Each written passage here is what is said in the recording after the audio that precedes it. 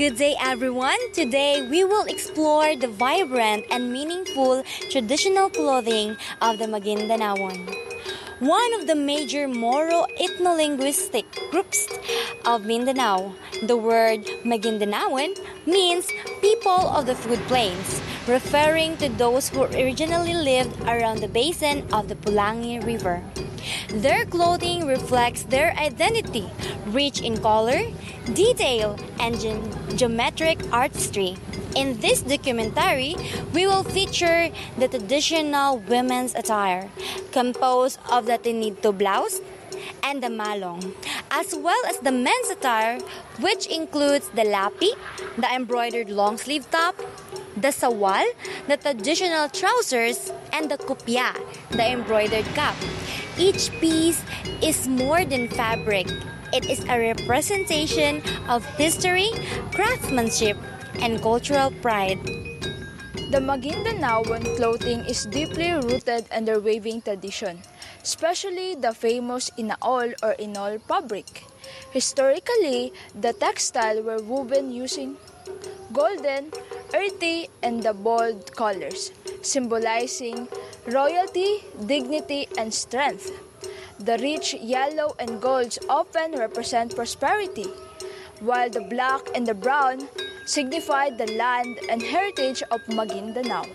The woman's attire evolved to highlight elegance and modesty, while the men's clothing, the lapi, sawal, and kopya, was designed to emphasize leadership and formality.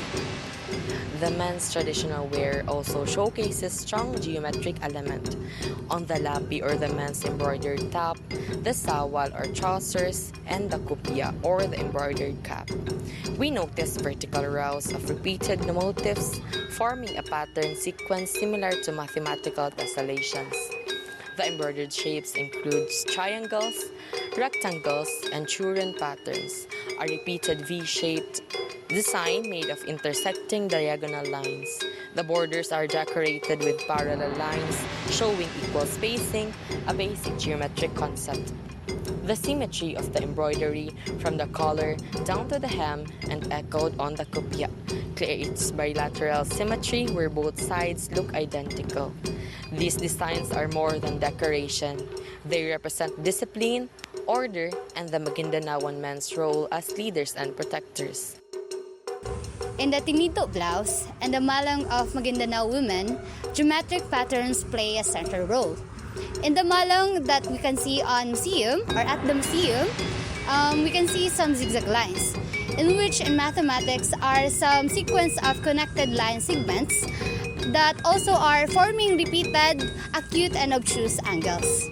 There are also some diamond-shaped patterns, which resembles rhombuses, a quadrilateral which all sides are equal. So some patterns create a horizontal symmetry, which all the left and right sides are mirror each other. Those geometric patterns are not just random. They symbolize protection, continuity, and identity of Maguindanaon weavers. The arrangement of lines and angles and also the repeating shapes make the malong not just a clothing, but a visual story. In conclusion, the Maguindanaon's clothing are more than just a fabric. It is a living expression of their culture, history, and identity. From the women's tinidto and malong to the men's lapi, sawal, kandit, and kupyas, each showcases a careful design and meaning. The designs and patterns like the zigzags and diamonds, they are not random. They are created with intention, skill, and mathematical accuracy. These garments are a reminder of who the Maguindanaons are. They carried stories, culture, and belief that have been preserved and passed down from generations to generations.